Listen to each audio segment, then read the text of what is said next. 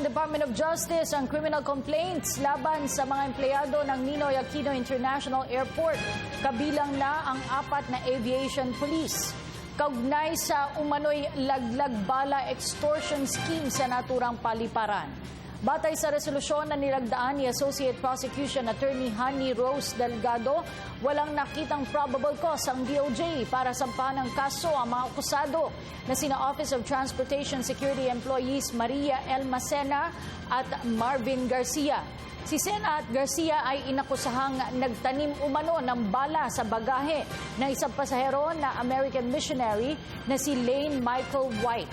Ani White, sinubukan umano ng isang police officer na mangikil ng 30 hanggang 80,000 piso sa kanila ng kanyang ina na si Eloisa Zaleta. Git naman ng DOJ, naniniwala silang hindi kay White ang balang natagpuan sa kanyang bagahe, ngunit hindi rin nila maaaring sabihin na sina Sena at Garcia nga ang naglagay ng mga ito doon.